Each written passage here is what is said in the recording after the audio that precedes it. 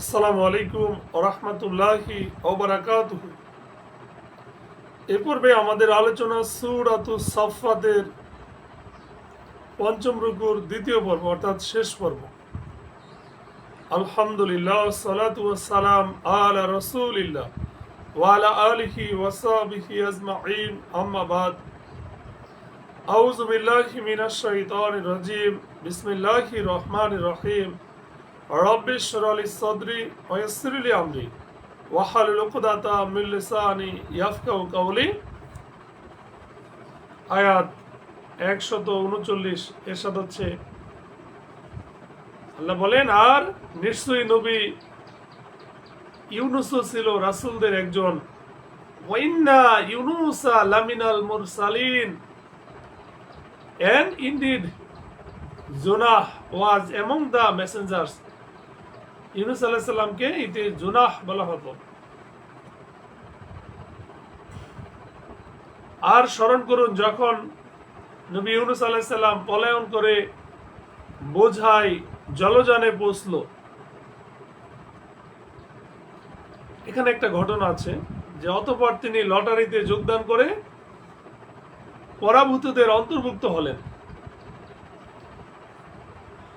তারপর বড় মাছ তাকে গিলে ফেললো আর সে নিজেকে ধিক্কার দিচ্ছিল। এবার আসি আমরা মূল ঘটনায়, যে আল্লাহ নবী ইউনুস আলাইহিস সালামকে ইরাকের নিনাওয়া, বর্তমান মাউসেল নামক শহরে নবী করে প্রেরণ করা হয়েছিল। নিনুয়া শহর বা নিনাওয়া। তো এই বিষয়টা যে তাদের হেদায়েত, ওই জাতির হেদায়েত ও পথ প্রদর্শনের জন্য আল্লাহ তাআলা তাদের নিকট ইউনুস আলাইহিস সালামকে প্রেরণ করলেন, কিন্তু তারা তার উপর ঈমান আনে নাই। শেষে তিনি নিজ সম্প্রদায়কে এই বলে ভীতি প্রদর্শন করলেন যে তোমরা অতি সত্বর আল্লাহর শাস্তির সম্মুখীন হবে। শাস্তি আসতে বিলম্ব দেখে তিনি আল্লাহর অনুমতি ছাড়াই সেখান থেকে বেরিয়ে পড়েন এবং সমুদ্রে গিয়ে এক নৌকায় সওয়ার হন। নিজের এলাকা ছেড়ে চলে যাওয়াকে এমন শব্দ ব্যবহার করা হয়েছে যেন একজন দাস তার মনিব থেকে পালিয়ে যায়, কারণ তিনিও আল্লাহর অনুমতি ছাড়াই নিজ সম্প্রদায়কে ছেড়ে চলে গিয়েছিলেন। যাত্রী ও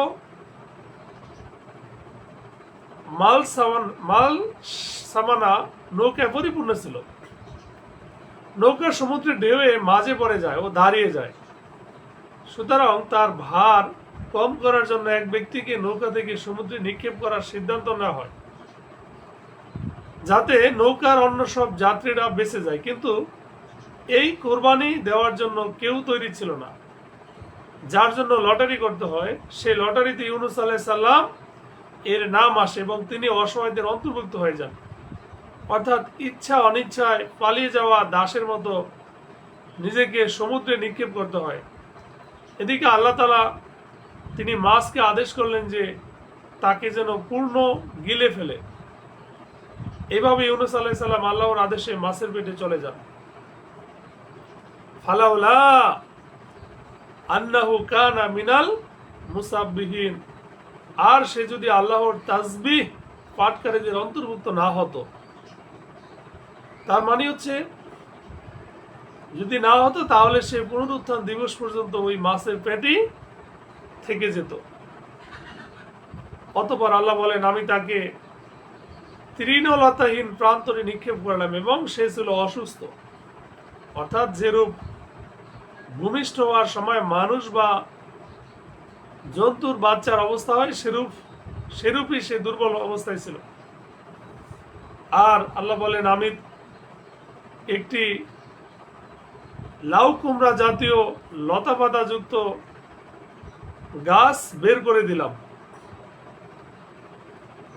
তো এখানে ইয়াকতিন মানে হচ্ছে ওই সকল লতা গাছকে বলা হয় যা নিজ কাণ্ডের উপর দাঁড়াতে পারে না, যেমন লাউ, কুমড়া ইত্যাদি গাছ।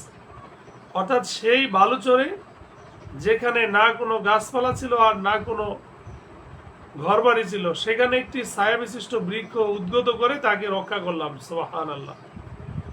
আল্লাহ বলেন ওয়া আরসালনাহু ইলা,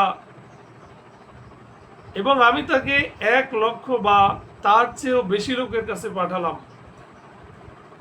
অতঃপর তারা ঈমান আনলো, ফলে আমি তাদেরকে কিছুকাল পর্যন্ত উপভোগ করতে দিলাম।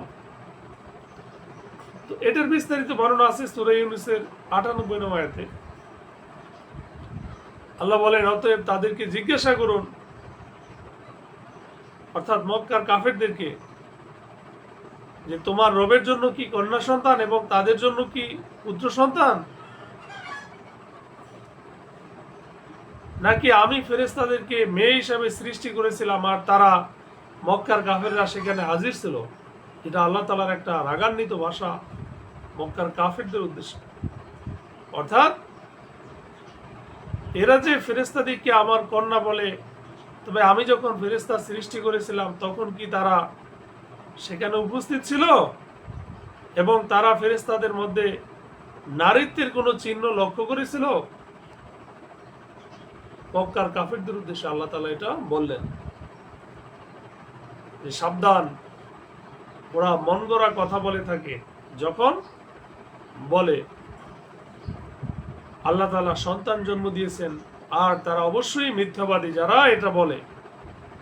তিনি কি পুত্র সন্তানদের উপর কন্যা সন্তানদের বেছে নিয়েছেন, অথচ তারা নিজেদের জন্য কন্যা সন্তান নয় বরং পুত্র সন্তান পছন্দ করে। আল্লাহ বলেন মালাকুম, তোমাদের কি হলো, কাইফা তাহকুমুন, তোমরা কেমন ফয়সালা করো। আফালা তাযাক্কারুন, আফালা তাযাক্কারুন, তাহলে কি তোমরা উপদেশ গ্রহণ করবে না? যে যদি আল্লাহর সন্তান হতো তবে পুত্র সন্তান হতো, যা তোমরাও পছন্দ করো এবং উত্তম মনে করো, কন্যা সন্তান নয় যা তোমাদের চোখেও নগণ্য তুচ্ছ।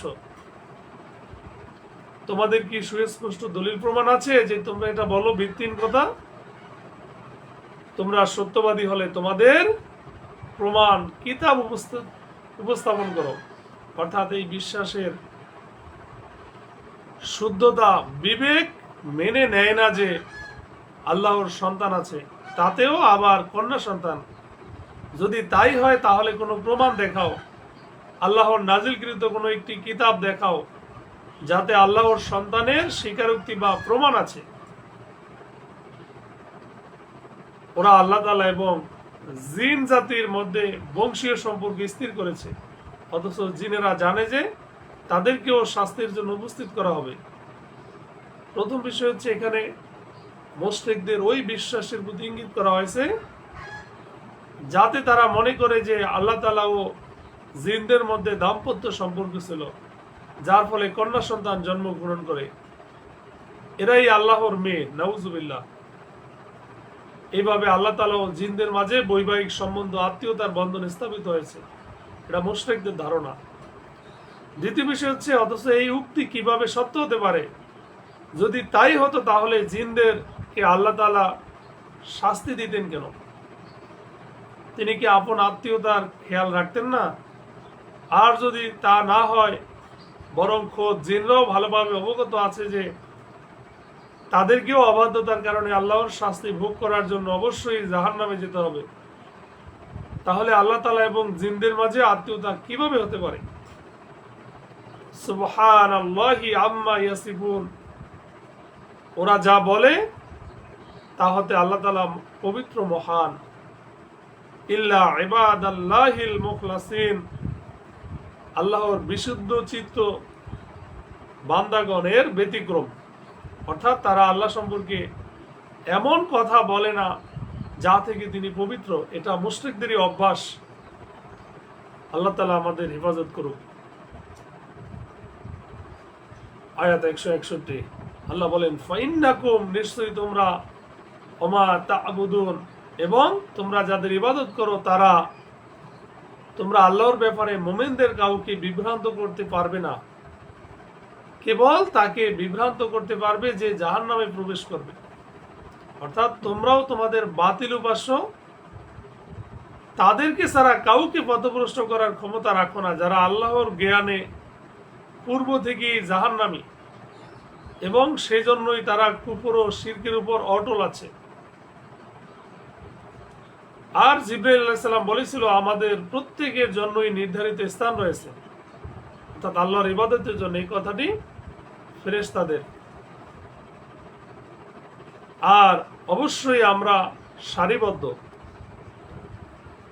এবং আমরা অবশ্যই তার পবিত্রতা ও মহিমা ঘোষণাকারী। উদ্দেশ্য এই যে ফেরেশতাগণ আল্লাহর সৃষ্টি ও তার খাস বান্দা, যারা সর্বদা আল্লাহর ইবাদতে এবং তার তাসবিহ ও পবিত্রতা বর্ণনায় মগ্ন থাকেন, তারা আল্লাহর কন্যা নন যেমনটি মুশরিকরা ধারণা করে। নিশ্চয়ই ওরা বলতো, পূর্ববর্তীদের গ্রন্থের মতো যদি আমাদের কোনো গ্রন্থ কিতাব থাকতো তাহলে আমরা অবশ্যই আল্লাহর বিশুদ্ধ চিত্ত বান্দা হতাম। তো আল্লাহর কোনো গ্রন্থ বা পয়গম্বর অর্থাৎ কাফেররা কোরআন অবতীর্ণ হওয়ার পূর্বে বলতো যে আমাদের নিকটও যদি কোনো আসমানি কিতাব অবতীর্ণ হতো, যেমন পূর্বের মানুষদের প্রতি তাওরাত ইত্যাদি কিতাব অবতীর্ণ হয়েছে, তাহলে আমরাও সঠিক পথ পেতাম। কিন্তু ওরা তা কোরআন প্রত্যাখ্যান করলো এবং শীঘ্রই ওরা এর পরিণাম জানতে পারবে। অর্থাৎ যখন তাদের মনের বাসনা অনুযায়ী আল্লাহ রসুল সাল্লাল্লাহু আলাইহি সাল্লাম পথপ্রদর্শক হিসেবে এসে গেলেন, কোরআন মাজিদও অবতীর্ণ করে দেওয়া হলো, তখন তারা তার প্রতি ঈমান না এনে তাকে অস্বীকার করে বসলো। আর এটা তাদের জন্য ধমক। এই অস্বীকারের কুফল অতি তাড়াতাড়ি তারা জানতে পারবে। আল্লাহ তাআলা বলেন, আর নিশ্চয়ই আমার প্রেরিত বান্দাদের জন্য আমার কথা পূর্ব নির্ধারিত হয়েছে যে অবশ্যই তারাই সাহায্য প্রাপ্ত হবে এবং নিঃসন্দেহে আমার বাহিনী বিজয় হবে।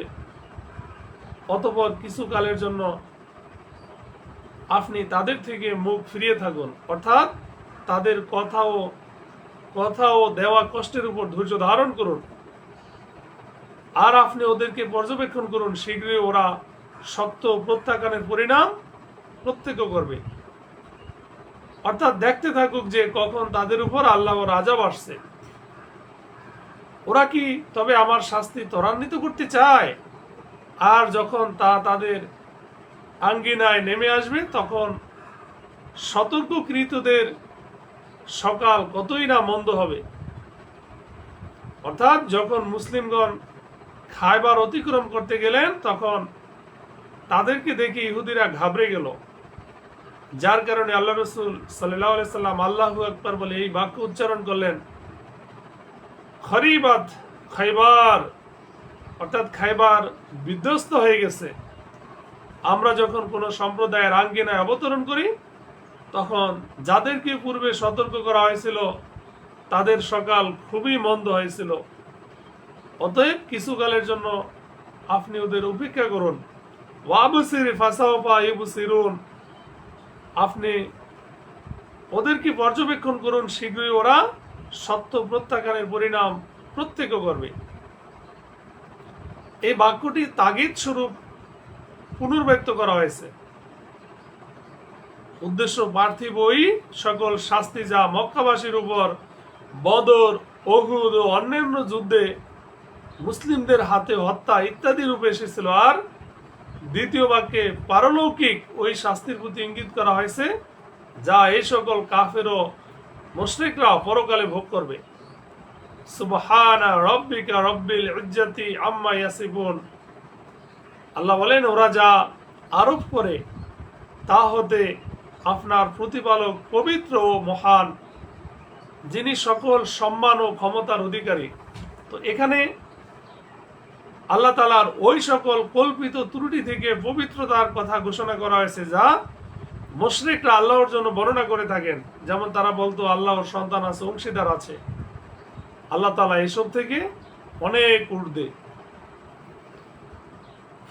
আসসালামুন আলাল মুরসালিন, আর শান্তি বর্ষিত হোক রাসূলদের প্রতি, কারণ তারা আল্লাহর পয়গাম পৃথিবীর বাসিন্দাদের নিকট পৌঁছে দিয়েছেন, সুতরাং তারা অবশ্যই সালাম ও বরকতের অধিকারী। আলহামদুলিল্লাহি রাব্বিল আলামিন, আর সমস্ত প্রশংসা বিশ্বজগতের প্রতিপালক আল্লাহর জন্য। এখানে বান্দাদেরকে শিক্ষা দেওয়া হয়েছে যে আল্লাহ তাআলা তোমাদের প্রতি অনুগ্রহ করেছেন, পয়গম্বর পাঠিয়েছেন, কিতাব অবতীর্ণ করেছেন এবং পয়গম্বরগণ তোমাদের নিকট আল্লাহর বার্তা পৌঁছে দিয়েছেন। অতএব তোমরা আল্লাহর কৃতজ্ঞতা প্রকাশ করো। অনেকে বলেন যে কাফিরদেরকে ধ্বংস করে ইমানদার ব্যক্তিদের ও পয়গম্বরদের বাঁচিয়েছেন, এর জন্য আল্লাহর শুকরিয়া জ্ঞাপন করো। আল্লাহ তাআলা আমাদের সঠিক বুঝ দান করুক, আমিন। আখিরে দাওয়ানা আনিল হামদুলিল্লাহি রাব্বিল আলামিন। আসসালামু আলাইকুম ওয়া রাহমাতুল্লাহি ওয়া বারাকাতুহু।